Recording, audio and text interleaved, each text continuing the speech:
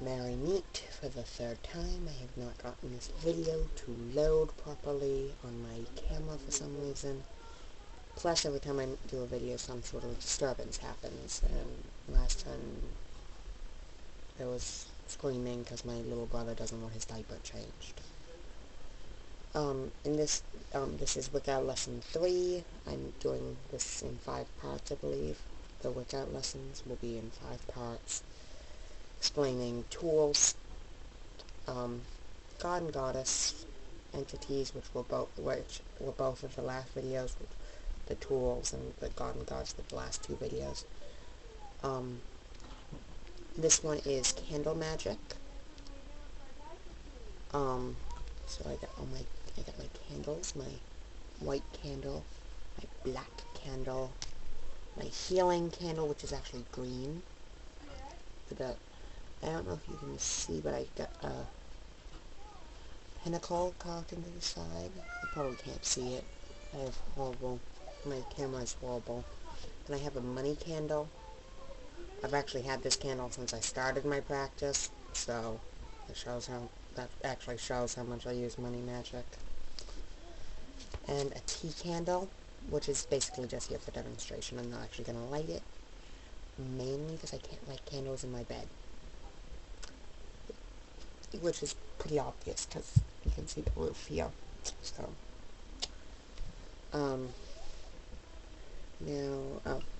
okay.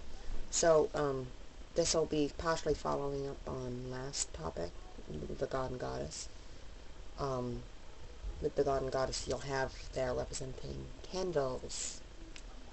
God is usually, white or black. It really doesn't matter.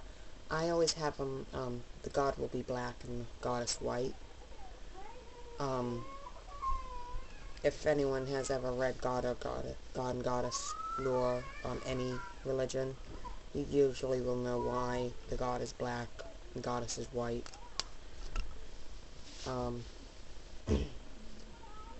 People who do work with colored magic, already, and not just watching this video for fun, you know what green represents. It represents healing, it represents money, prosperity, which are basically the same thing, some blessing spells, some luck maybe even, although when I cast luck spells I prefer to use a golden candle or a silver candle, preferably. Actually, I prefer using silver for, purifying. Which I don't usually actually do that often. I probably ought to do them more often. Money candle. I've had this since 7 months after I started my practice, and not actively practicing, but started doing massive research and all that. And you can basically see the candle originally was maybe an inch longer than this candle. So it's about this long.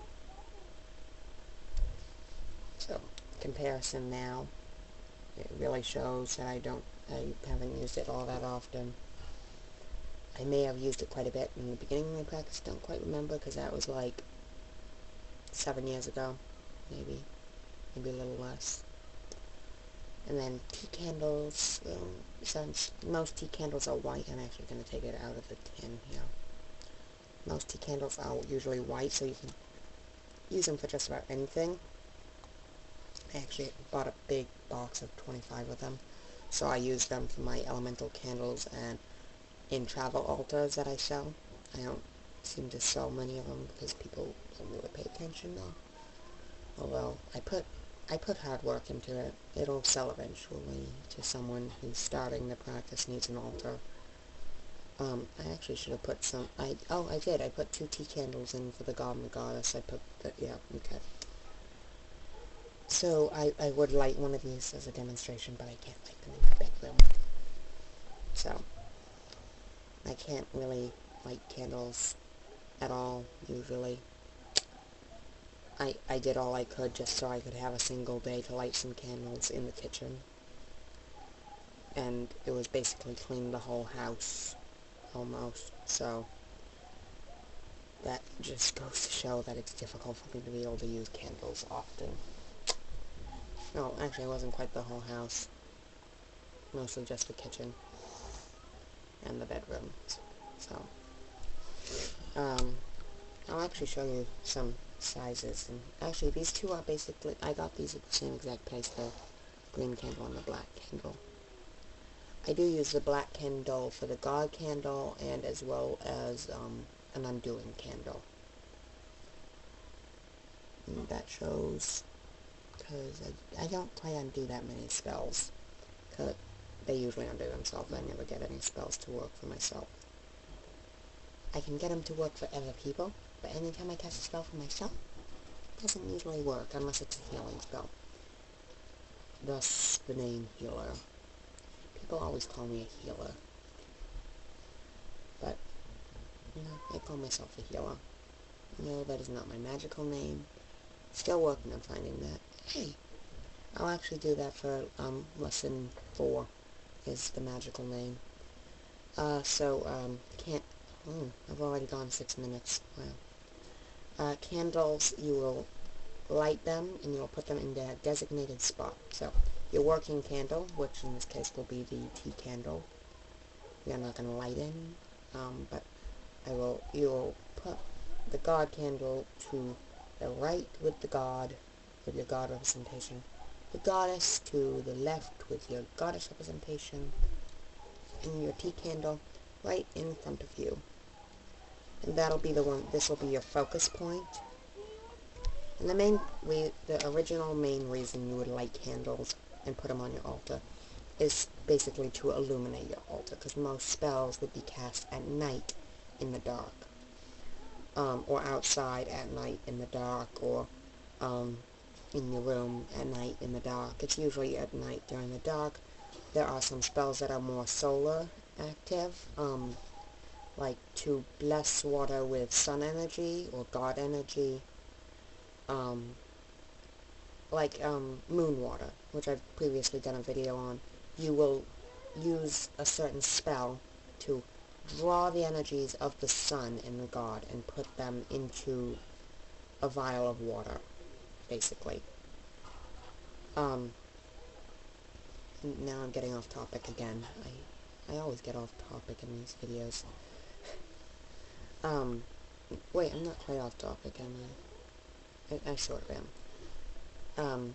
But sometimes you will, but you do use these during the day as well as at night. I use them more at night than day.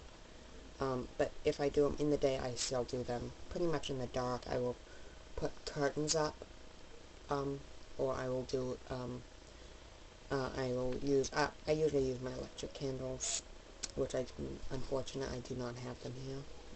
I wanted to buy some the other day from Martin's. I wasn't allowed.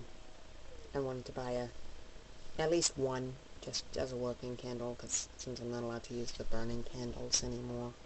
Well, I am, but very rarely. Literally once in a full moon, literally. And that is usually during our family blessing ritual.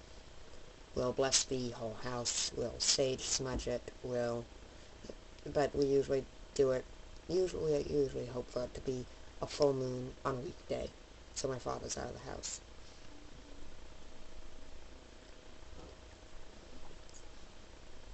He's not that spiritual, so we do it when he's out of the house.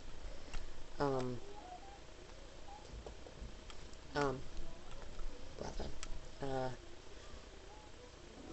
That's all I think I can have. With certain candles, you will anoint them with oil. But your God and Goddess candle, you want to consecrate. And you actually want to consecrate ones that you'll use for healing and your working candle. But other ones, random ones like money, love, and blessing candles, you want to anoint them and consecrate them. That is basically all I can think of for this magic lesson. Thank you for watching, and blessed be.